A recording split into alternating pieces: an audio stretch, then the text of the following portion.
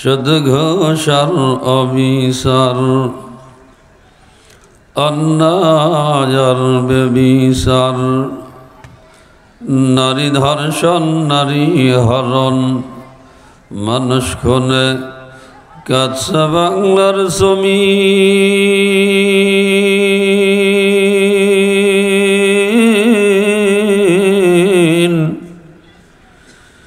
বিদায় হতে চলেছে নবীদের রক্তে মাখা দিন।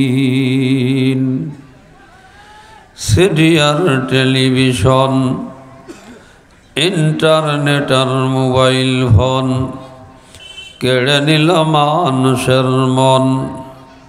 খোদার কোরআন লাঞ্ছিত হয়ে কাঁদছে রাত্র দিন।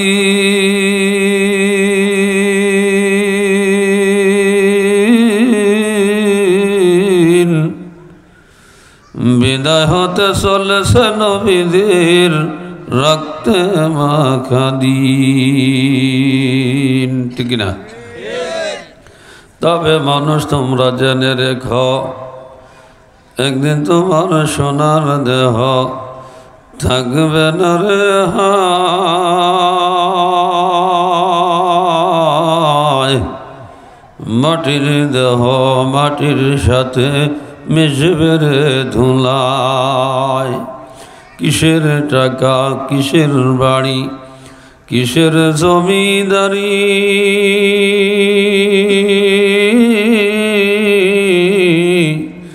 সঙ্গে তোমার কেউ যাবে না পুরুষ কিংবা নারী। বট বৃক্ষ কুলুষ মহর কে দিল রে লতার গাছ কদ।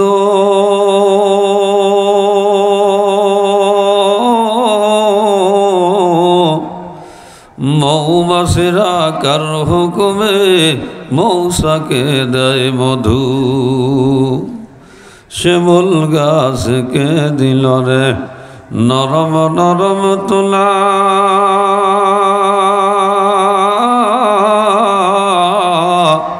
চতুর মাসে কার হুকুমে জমির মাঝে ধুলা। কেবা হল দিবারাত্রি দক্ষিণা হিমেল বায়ু।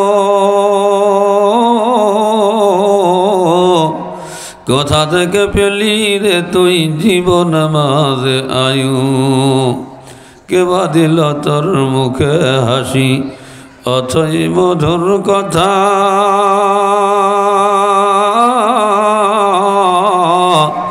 কেমনে রে তুই বুঝতে পারিস আপন জনের ব্যথা। জমির মাঝে কে বিশাল সবুজ শ্যামল ছবি। সকালবেলা কে উঠায় রে আভির রাঙ্গা রবি।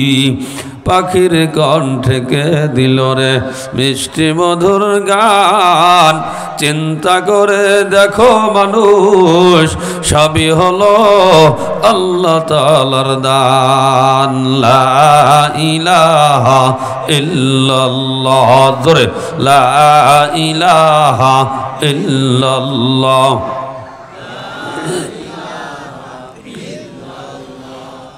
লা ইলাহা ইল্লাল্লাহ, লা ইলাহা ইল্লাল্লাহ।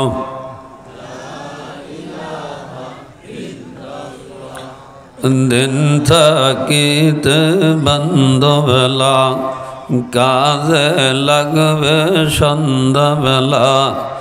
অন্ধকার গহীন কবরে, অন্ধকার গহীন কবরে থাকতে হবে তোর একলা। লা ইলাহা ইল্লাল্লাহ, জোরে লা ইলাহা ইল্লাল্লাহ, লা ইলাহা ইল্লাল্লাহ। লা ইলাহা ইল্লাল্লাহু মুহাম্মাদুর রাসূলুল্লাহ সাল্লাল্লাহু আলাইহি ওয়াসাল্লাম।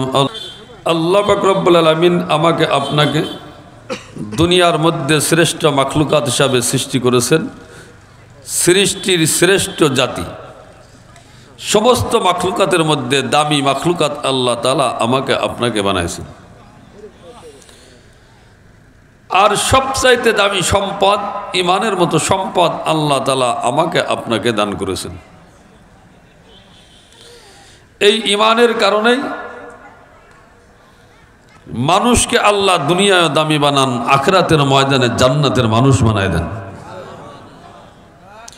আমি আপনি চিন্তা ভাবনা করতে পারি, দুনিয়ার যার অর্থবিত্ত, অট্টালিকা, বিল্ডিং, অট্টালিকা আছে, টাকা পয়সা, গাড়ি বাড়ি যার আছে, এই ব্যক্তি সবচাইতে দামি।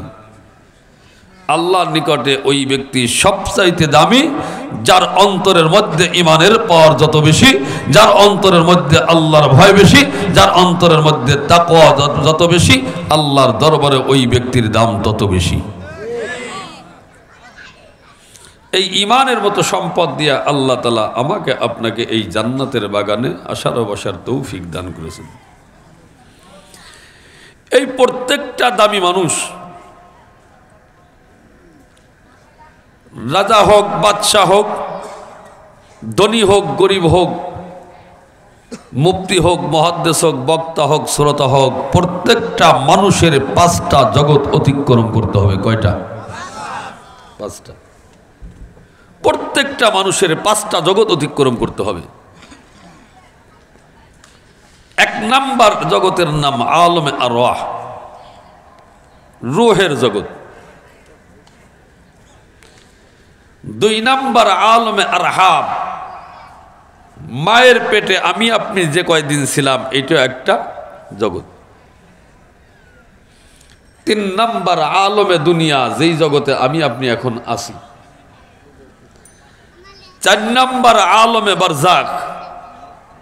আলমে বারজাক বলা হয় আমার আপনার ইন্তেকালের পরে লাশটা যখন কবরে রাখা হবে, এই কবরে রাখার থেকে শুরু করে কিয়ামত অনুষ্ঠিত হওয়া পর্যন্ত এই সময়টাকে বলা হয় আলমে বারজাক।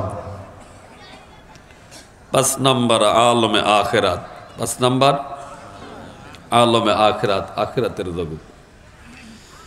প্রত্যেকটা মানুষের 5টা জগৎ অতিক্রম করতে হবে। 4টে জগতের শুরু আছে, শেষ আছে। একটা জগতের শুরু আছে, যারা বলেন 1 নাম্বার আলমে আরওয়াহ, রূহের জগৎ। 2 নাম্বার আলমে আরহাম, মায়ের পেটে যে কয়দিন ছিলাম, এটা একটা জগৎ। এই 2টা জগতে আমার আপনার কোনো কাজ নাই, কোনো কর্ম নাই, কোনো পারিশ্রমিকও নাই। এই 2 জগতে, রূহের জগৎ এবং মায়ের পেটে যে কয়দিন, এইটা একটা জগৎ। এই 2 জগতে আমার আপনার কোনো কাজকর্ম ছিল নাকি? ধান কাটা, পাট কাটা, মাটি কাটা, এই জগতে আমার আপনার কোনো কর্ম নাই, কোনো পারিশ্রমিকও নাই। এই 2টা জগতের শুরু আছে, শেষও। আলমে দুনিয়া শুরু আছে, আলমে বারজাক শুরু আছে, যারা বলেন শুরু আছে। আলমে আখিরাত শুরু আছে, যারা বলেন। মুসলমান মুফাসসিরিন কিরাম কিতাবের মধ্যে লেখেন 5টা জগতের মধ্যে 4টা জগতের শুরু আছে, শেষ আছে। 5 নাম্বার জগৎ আলমে আখিরাত, যেই জগৎটার শুরু আছে, এই জগৎটার কোনো শেষ নাই। মুফাসসিরিন কিরাম কিতাবের মধ্যে লেখেন আসমান আর জমিনের মাঝখানে যতটুকু ফাঁকা জায়গা আছে, সমস্ত জায়গাটুকু যদি সরিষা দানা দিয়ে ভর্তি করে দেওয়া হয়, এই ফাঁকা জায়গাটা ভর্তি করতে সরিষা দানা দিয়া কমপক্ষে 8 থেকে 10 মণ সরিষা তো লাগবে, বেশি। ক্যালকুলেটরে জিজ্ঞাসা করেন, ব্যর্থ হয়ে যাবে। বিবেককে প্রশ্ন করেন, উত্তর দিতে পারবে না।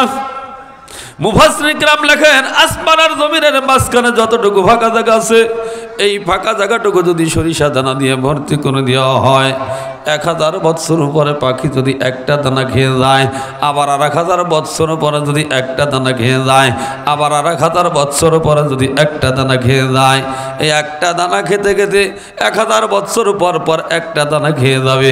একদিন সরিষা দানা ফেন কি হয়ে যাবে, শেষ হয়ে যাবে, আসমান আর জমিনের মাঝখানটা শূন্য হয়ে যাবে।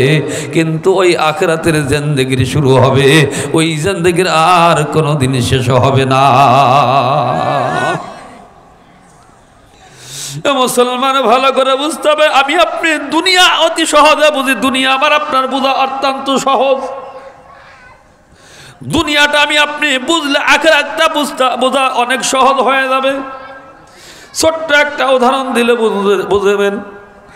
আমি আপনি যদি বাংলাদেশ থেকে বহির্বিশ্বে আমেরিকা যাই, জার্মান যাই, আর জাপান যাই, ইটালি যাই, ফিলিস্তিন যাই, আর ইসরায়েল যাই, পাকিস্তান যাই, আর আমাদের প্রতিবেশী বন্ধু রাষ্ট্র ভারত যদি যাই, বন্ধু রাষ্ট্র এই প্রতিবেশী বন্ধু রাষ্ট্র ভারত যদি যাই, আমার আপনার কয়টা জিনিসের দরকার? যারা বলেন কয়টা? 2টা জিনিসের দরকার। 1 নাম্বার সুন্দর একটা পাসপোর্টের দরকার, 2 নাম্বার সুন্দর একটা ভিসার দরকার। মুসলমান বাংলাদেশ থেকে আমি আপনি আমেরিকা গেছি, জাপান গেছি, জার্মান গেছি, আর ইটালি গেছি, ফিলিস্তিন গেছি, ইসরায়েল গেছি, পাকিস্তান গেছি, আর আমাদের প্রতিবেশী বন্ধু রাষ্ট্র ভারত গেছি। মুসলমান আমার আপনার কাছে পাসপোর্ট নাই, ভিসাও নাই। আমার আপনার বন্ধু রাষ্ট্র আমার আপনার দুলে মিয়ার মতো খাওয়াবে, স্থান হবে কোথায়? জোরা বলেন কোথায়? মুসলমান আপনার আমার কাছে পাসপোর্ট নাই, সুন্দর একটা ভিসা নাই। মুসলমান যদি আমার আপনার প্রতিবেশী রাষ্ট্র বন্ধু রাষ্ট্র ভারত যদি হয়, জেলখানা ছাড়া আমার আপনার কোনো উপায় নাই। মুসলমান আমার আপনার কাছে যদি সুন্দর একটা পাসপোর্ট থাকে, সুন্দর একটা ভিসা থাকে, বহির্বিশ্বে যে রাষ্ট্রে যাই, আমেরিকা যাই, জাপান যাই, আর ইরান যাই, আর ইরাক যাই, ফিলিস্তিন যাই, ইসরায়েল যাই, পাকিস্তান যাই, আর আমাদের বন্ধু রাষ্ট্র ভারত যদি যাই, আমার আপনার কোনো টেনশন নাই, কোনো চিন্তা ভাবনা নাই। মুসলমান আখিরাতের ময়দানটা এমন একটা ময়দান, যেই আলমে আখিরাত, যেই জিন্দেগির শুরু আছে, এই জিন্দেগির কোনো শেষ নাই। মুসলমান এই জিন্দেগিতে আমার আপনার 2টা জিনিসের দরকার। 1 নাম্বার সুন্দর একটা পাসপোর্টের দরকার, 2 নাম্বার সুন্দর একটা ভিসার দরকার। মুসলমান এই আখিরাতের ময়দানে আমার এই 2টা জিনিস যদি আমার আপনার থাকে, আমার আপনার কোনো টেনশন নাই, কোনো চিন্তা ভাবনা নাই। আল্লাহ কয়, ওয়ালা তাহজানু ওয়া আবশিরু বিল জান্নাতিল্লাতী কুনতুম তুআদুন। আল্লাহ কয় টেনশন নাই, কোনো চিন্তা নাই, সুন্দর একটা পাসপোর্ট আছে, সুন্দর একটা ভিসা আছে। এই আখিরাতের জিন্দেগি, যেই জিন্দেগির শুরু আছে, ওই জিন্দেগির কোনো শেষ নাই। আল্লাহ কয়, বান্দা এই 2টা জিনিস তোর কাছে যদি থাকে, তোর টেনশন নাই, কোনো চিন্তা নাই, চিরসুখের জান্নাতের মালিক আমি আল্লাহ তোকে বানাই দিব। 1 নাম্বার জিনিসের নাম কি? যারা বলে 1 নাম্বার সুন্দর একটা পাসপোর্ট। এই সুন্দর পাসপোর্টের নাম কি? জোরা বলেন, আর একটু জোরে বলেন। মুসলমান এই সুন্দর পাসপোর্টটার নাম হলো ইমান। সমস্যা হলো মুসলমান, ইমানটা আমি আপনি সহজে পেয়েছি, এই জন্য ইমানের আবার আপনার কাছে কোনো দাম নাই। সাহাবা ইকরাম ইমানটা কষ্ট করে অর্জন করেছেন, যার কারণে ইমানটা তাদের কাছে দামি ছিল। আমি আপনি ইমানটা কষ্ট ছাড়া পেয়েছি, এই জন্য আমার আপনার কোনো কাছে দাম নাই। সাহাবা ইকরাম যুদ্ধের ময়দানে শাহাদাত বরণ করেছেন। মুসলমান ওই যে তয়েফের ময়দানে রক্ত ঝরানো লাগছে, ওহুদের ময়দানে শাহাদাত বরণ করেছেন, বদরের ময়দানে রক্ত ঝরানো লাগছে। এই কারণে তাদের কাছে ইমানটা দামি ছিল। মুসলমান আমি আপনি অত্যন্ত সহজে ইমানটা পাইছি, এই জন্য আমার আপনার কাছে ইমানের কোনো দাম নাই।